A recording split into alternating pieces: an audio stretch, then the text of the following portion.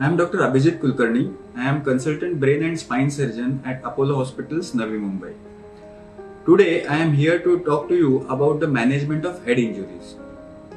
Head injury is one of the commonest thing which comes to a neurosurgeon in our day-to-day practice. In times of lockdown, when all of us were stuck at home, the incidence of head injury had decreased. But now, as we are slowly in the phase of unlockdown, in head injuries are again we are seeing a lot of head injury patients being admitted to the casualty department.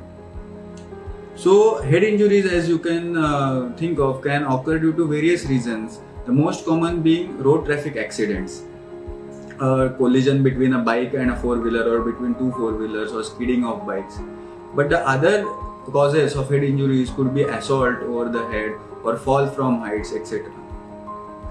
The patients who are wheeled into the casualty with the history of head injury, we normally divide them grossly into mild, moderate and severe type of head injuries. In the mild forms, the patients are normally conscious and they can talk to us and tell us about exactly what happened. And there is a scoring system which we call as the Glasgow Coma scoring. They are almost on the scale of 14 or 15, which is almost near normal. In the moderate type of patients, they may be or may not be fully conscious. They are a bit irritable or drowsy and they may or may not follow exactly what you are trying to ask them. In the severe type of head injury patients, they are most of the times fully unconscious. They require aggressive management in terms of their airway, breathing, protection, and they require fast and aggressive care. The primary aim in treatment of head injury patients is we have to segregate in patients into two categories: A, which require urgent surgical intervention, and B, which require continued and prolonged medical management. So the basic investigation, which is a rapid thing which can be done very immediately, does not take much time and gives us this information, is a CT scan. The CT scan of the brain will show whether there is a large clot in the brain or whether there is a fracture in the skull which is gone into and depressing into the brain, or whether there is some amount of swelling in the brain. All these things help us to decide whether the patient is in need of urgent surgery or no. If the patient requires surgery, then time is very crucial in head injury patients, because the earlier we operate on the patient, there are more chances that we prevent secondary brain damage.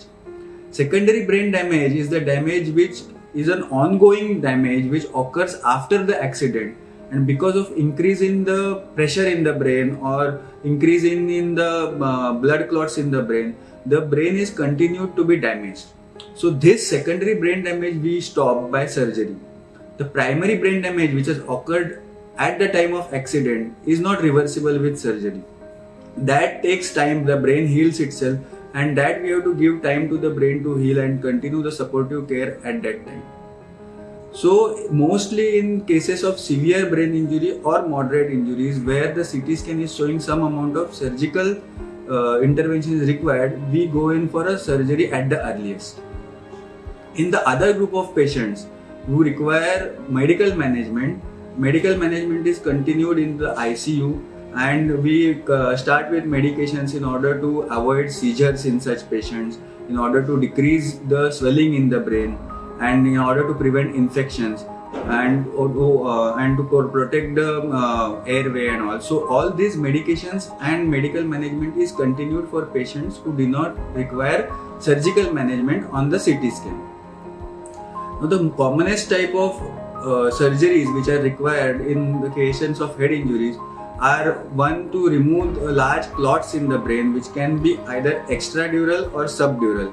Extradural clot is a clot which is outside the brain, but it compresses the brain from outside and decreases the function of the brain.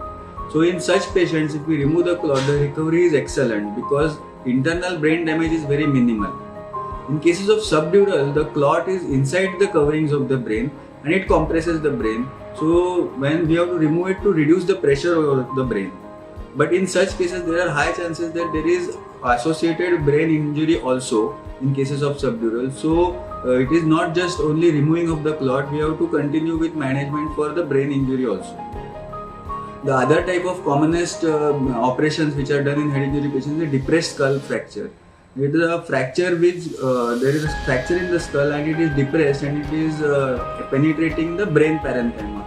So there are two things. There is a high chance of seizures in such patients, so we have to elevate the fracture.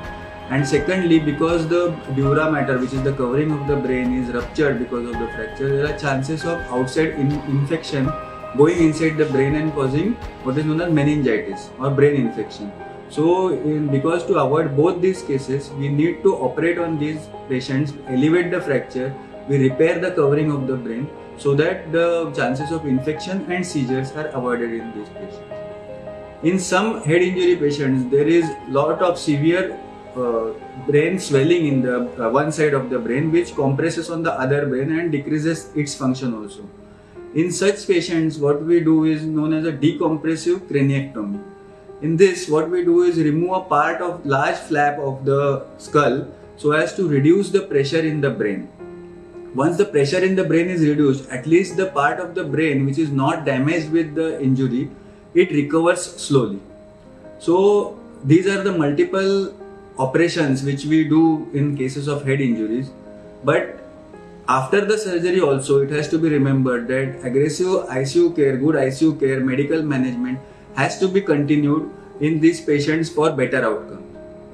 Also, once this acute phase of head injury and surgery or medical management is over, many patients are left with some sort of neurological deficits in patients with head injury, especially the severe ones, because there is primary brain damage, as I told you, at the time of accident. For these patients especially, long-term rehabilitation and physiotherapy are the crux of further management, because with for example speech therapy and other types of physiotherapy, these patients they are able to recover in their lost neurological functions slowly.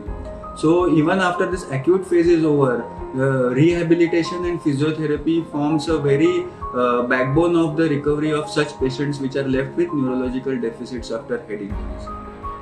At Apollo Hospitals, we have an integrated team where the neurosurgeons, the neurologists, orthopedic surgeons, if at all there is associated fracture in patients with head injuries, ICU team, physiotherapists and rehabilitation specialists, we work together for a comprehensive management of these patients.